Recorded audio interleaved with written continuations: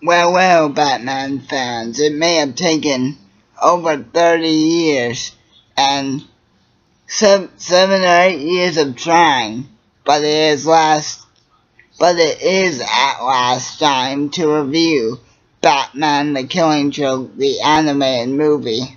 And before I get into the actual review, I just have to say a few things. Well, actually I won't, because I will save that for a separate video, but I do at least have to say this. Thank you to Kevin, Tara, and Mark for delivering one hell of a performance and reminding us all why they are the definitive voices of Batman, Joker, and Batgirl, respectively. Now, the movie basically kicks off with the prologue before it gets into the actual tale of the Killing Joke, where Batgirl basically recounts her tragic final case under the Batgirl cowl. So, it basically starts off with this family of mobsters named the Francisco family, and the mob boss's nephew basically owes his uncle a whole lot of money, and the guy's name is Perry Francesco, aka Paris Franz, as he's called, and he basically says he'll get his uncle the money back one way or another. So Batman and Batgirl actually wind up catching on to Perry's little money withdrawal, and they basically try and go at him. The only thing is, Perry actually developed sort of a mini crush on Batgirl, and he almost tries to flirt with her. Well, Batgirl thinks that they can use that to sort of an advantage when knowing him for real. But Batman, being the overprotective but always well-meaning guy that he is, thinks that Barbara shouldn't have anything to do with this, because Paris reminds him of the same level of crazy that the Joker has, and they basically get into a little fight about it, and then they basically have the very controversial sex scene. Now, the one thing I am going to say about that is, after seeing the movie in its glorious entirety, it's basically not as bad as everybody thinks. I mean, literally, guys, this is how it goes down. Batgirl basically flips at Batman. She fights with him for about 2 seconds. They wrestle each other to the ground, and then they kiss. Batgirl takes off her pants and jacket,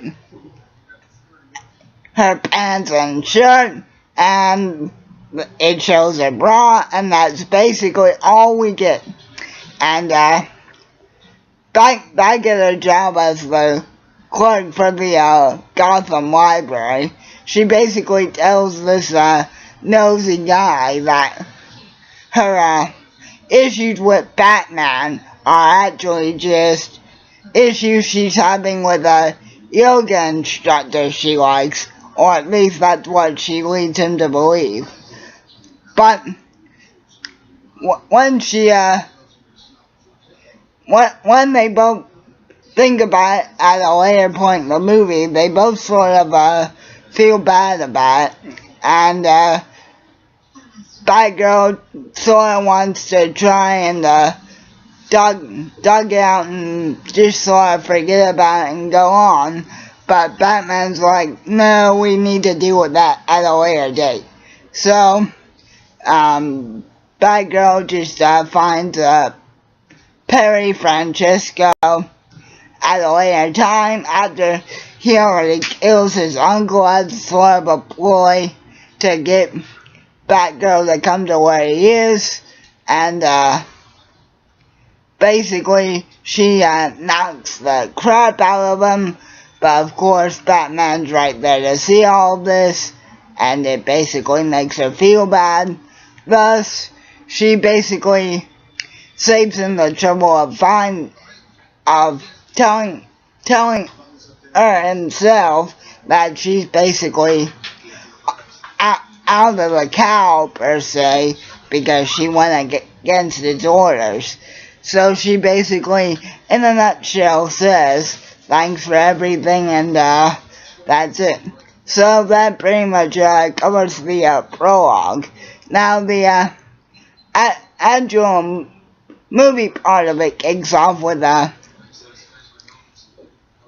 Barbara sort of trying to move on from it, I guess a couple of weeks or maybe a week, as she puts it in the narration that she does. And her and her dad are trying to spend a quiet night at home together like they do every week apparently. And she goes out for a run. When she comes back, he says he can't stay because a friend wants to talk to him about something. Obviously this is Bruce Wayne Commissioner going to let out the Joker, and there's a knock at the door, and Barbara thinks it's a friend of hers because they were gonna run to the gym together, and obviously it's the Joker, and he shoots her right there, instantly paralyzing her. Now, when we see the Joker the first time, he actually purchases an amusement park to basically execute his plan to sort of get Batman to laugh. And throughout the whole movie, we actually get to see flashbacks of what his last weeks of life were like before he became the Joker. And this movie actually does something that not a lot of the most recent DC animated movies have done. They actually make you feel for Batman, for Batgirl, for the Joker even, because as we all know, before he became the Joker, he was basically just a comedian that sucked, and he had a wife and a child on the way, but one day, and they couldn't pay any money, so he was basically going to become the Red Hood one time to get them enough money to be able to move out of the neighborhood that they were in, to obviously make a better life for their child. But the night that the heist was supposed to happen, the cops come to the club that Joker meets the Red Hood people at, and they basically tell him that there's been an accident and his wife got electrocuted and unfortunately did not make it. So Joker tries to get out of the job because, actually, believe it or not, he actually was a decent person. But obviously the mob people say no, you're still doing it no matter what. Tomorrow you can bury your lady in luxury, and but for tonight you're doing this whether you like it or not. And obviously the cops eventually catch him, and they basically give Joker up And then Batman comes in and says, I'll handle this my way. And the Red Hood accidentally, unfortunately, falls into the legendary chemical bath that transformed him into the Joker. And once Joker basically rapes Commissioner Gordon and tries to make him go insane, he basically says the only thing you can do after a certain point is to give in to your own insanity.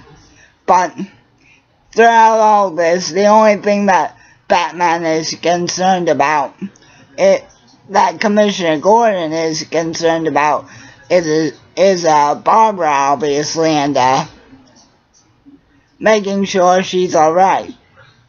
So, Joker finally gets what he wants in the form of Batman, and then that's when the most action-oriented part of the movie comes, because once Joker basically leaves Batsy to where he is, they basically go at it one last time, and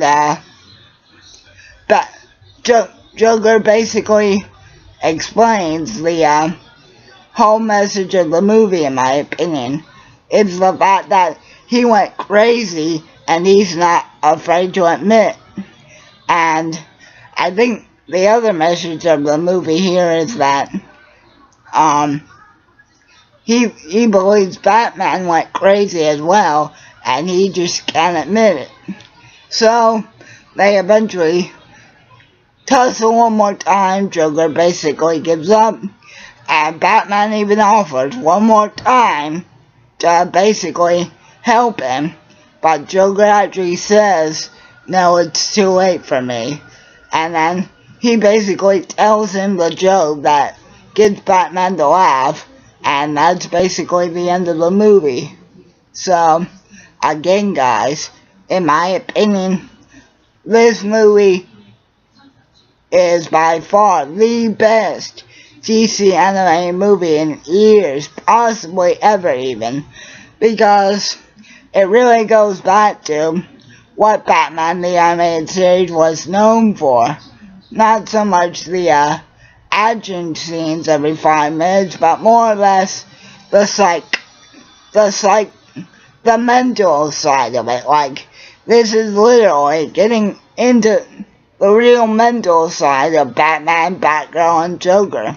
So, and again guys, that sex scene was basically an out of proportion 10-second thing, but in my opinion, you should definitely give The Killing Joke a chance, because, come on, it's The Killing Joke, the most iconic Batman story ever, and for the movie to finally be delivered, it's truly a monumental occasion. So, again guys, I give The Killing Joke over 9,000 stars, because there's simply no other way to put it. Top-notch voice acting by Kevin Morgan, Tara obviously, and just a truly excellent movie overall. So, I hope you guys enjoyed The Killing Joke as much as I did. And remember guys, in the words of Mr. Joker himself, all it takes is one bad day.